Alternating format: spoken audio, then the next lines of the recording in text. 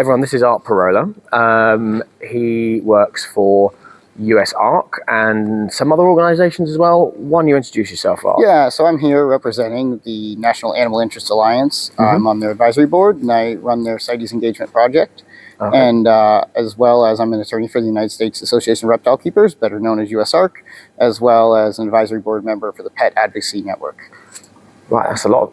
Yes, that's a lot of hats. Yes, that's a lot of hats. I wear quite a few hats. Yes. So there are a few items of interest that came up for us today, for like the whole pet trade, really. Not just aquatics or reptiles. Not just reptiles. Do you want to give us a quick overview of what those topics were that we've covered off today? Yeah. So there were three main ones that we were working on today. The first one was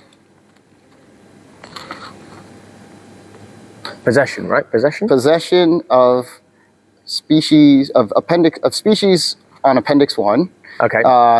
It's been a long 7 days. Yes. So yes, possession of species on Appendix 1, which really applied to much more than that, but we'll get into that in a minute. Okay. As well as endemic species. Yep. And then positive lists. Yes. So I guess for clarity on the positive list front, just before anyone gets overly frightened, the positive list was a side event, wasn't it? So it wasn't part of core CITES business, but it was a policy position being pushed very heavily countries, wasn't it? So, but as you say, we'll come back to that in a bit. So we'll take. I think really we can kind of take possession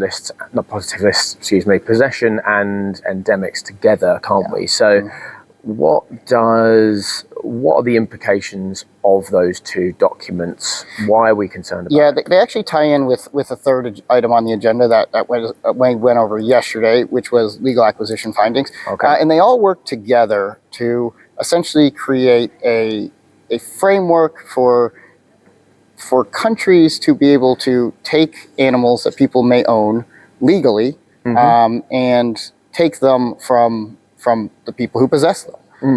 That's frankly the core of it. They want to be able to dictate whether people should be able to keep the animals or not.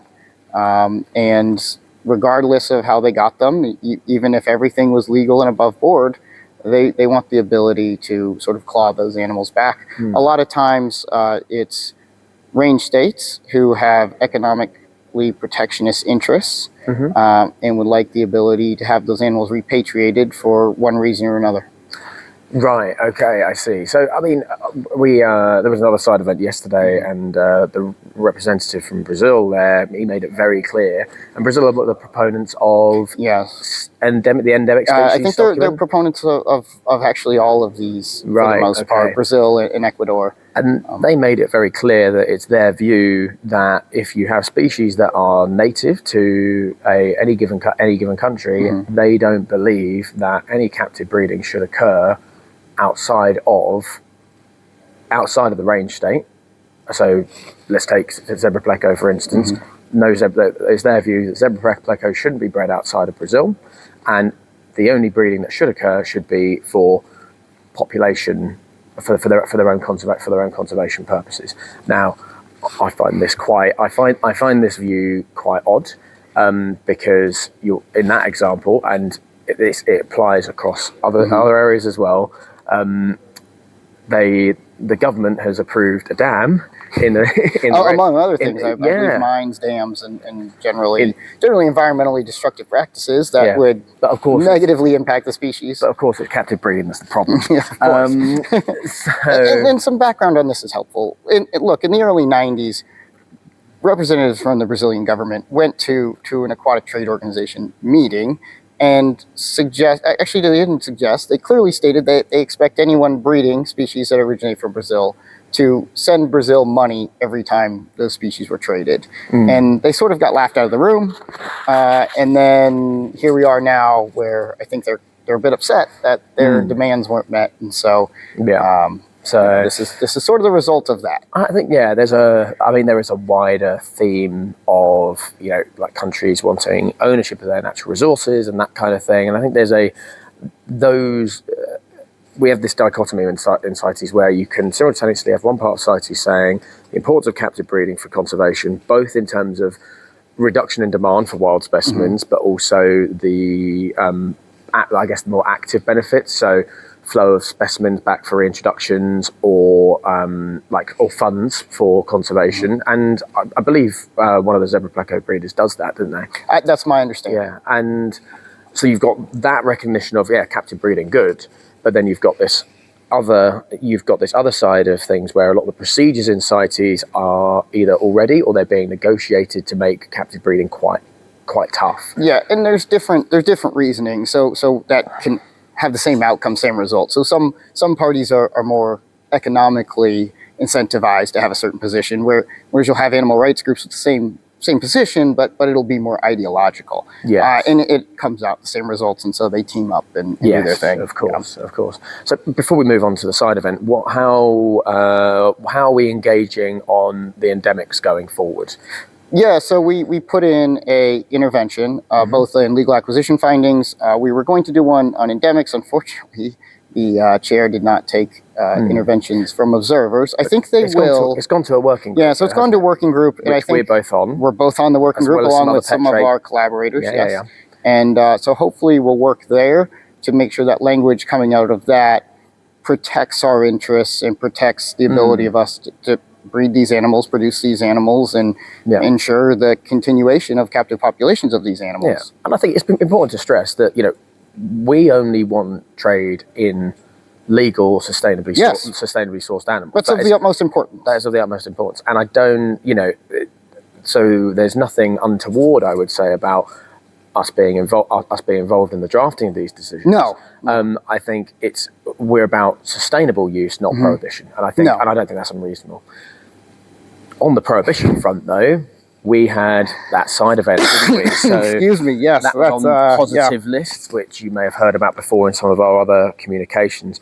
Do you want to give us, in case you haven't though, Art, do you want to give us like a very brief overview of what a positive list would do? So I guess maybe the easier way to do this is say what we have mostly around the world now, which is negative lists, which is these animals are prohibited. Yeah. So a positive list is the exact opposite of that. Everything is prohibited unless it's on this list. Yeah. And, to put that in context for, let's say, for like aquatics keepers, let's say at the moment, there's around about, several thousand species of fish in trade, many of which have very similar requirements in terms of their husbandry, but essentially for ideological reasons, what the proposition would be is instead of being able to keep a wide range of species, you might only be able to keep, as a keeper, something like guppies, neon tetras, and a goldfish, and then that's it. Which obviously would have a huge impact on the places that have keepers. positive lists right now are very limited. Yeah. So why? Excuse me. Yeah, no worries. So why do you think why are these being pushed? It's ideological. The animal rights groups have a problem with anyone keeping anything that's not a dog or a cat, and a positive list is an easy way to find reasons that something should be on there, because they use multiple ways to keep something off of a positive list. They'll make a welfare argument, they'll make an invasive species argument, they'll make a conservation argument.